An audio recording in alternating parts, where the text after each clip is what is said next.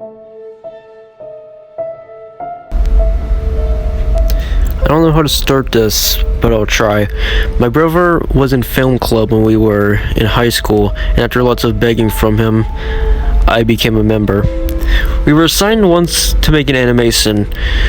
When we came home that day, my brother was acting strange and said in a low voice that he needed to start on his animation immediately. He went upstairs to his room without any further conversation.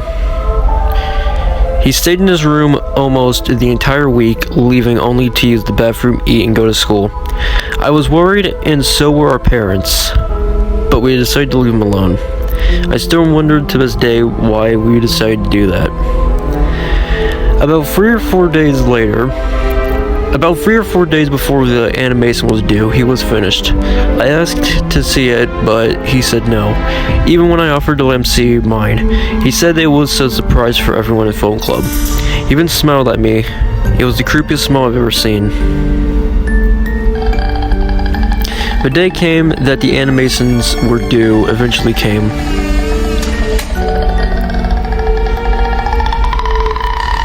They were about 6 kids in film club, including my brother and me. Since we were asked by the club director to do so, each of us brought one friend. My brother asked to go last, saying that his was too long to show at the beginning. A lot of the animations were funny and a few were abstract. My brother's animation was finally presented, and I was quivering with excitement and anticipation. The animation started with some static, which cleared to a white screen. Everyone inched closer, seeing that the best was obviously saved for last. Boy, were they wrong. The white faded to something I faintly recognized. A screenshot of an opening title card from Little Bear. Little Bear was a show we used to watch when we were little kids. The title appeared, which read in very crude handwriting, Little Bear in the Big Red Book. The animation started like a normal Little Bear episode. Little Bear was out in the yard playing fisherman, and then he stopped and said that he wondered if Father Bear would like to go fishing the next day. He ran inside to ask. Father Bear was sitting in the table with a big red book open before him. Father Bear looked very sad and somewhat angry. Little Bear did not notice and asked Father Bear if they could go fishing tomorrow. Father Bear gave no response. He just stood up and walked out of the house without a word. Little Bear looked disappointed for a second. He climbed into Father Bear's chair and began to read the big red book. A voice that wasn't Little Bear's or anyone else's in the shows for that matter started to read the disturbing poems. As the voice read on, Little Bear got more and more depressed looking. Everything except the book slowly faded to grayscale.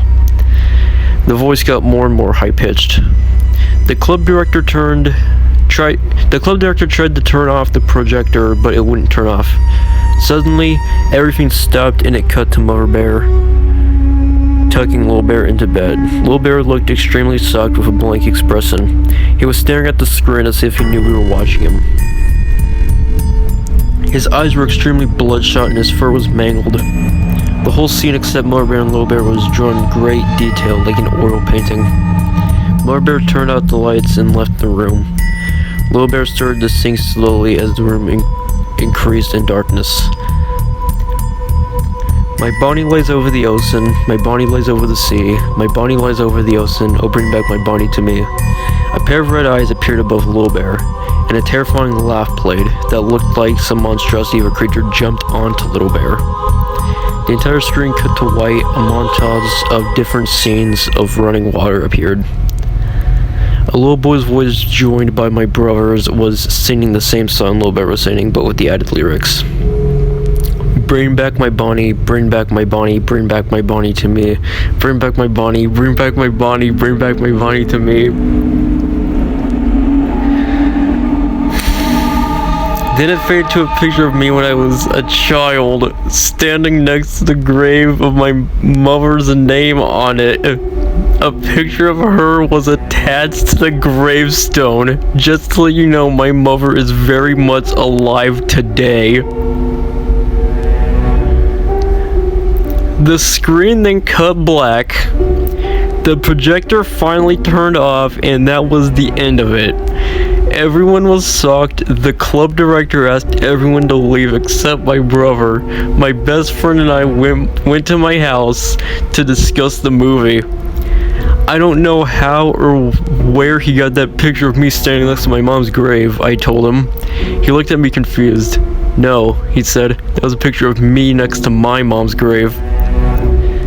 We were both freaked out. We asked my mom's parents if we could spend the night, to which they said yes. We spent the rest of the night talking about the movie. The next day was Saturday, and my mother told us that my brother was arrested.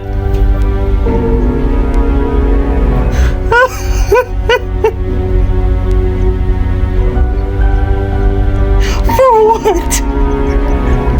What was he arrested for?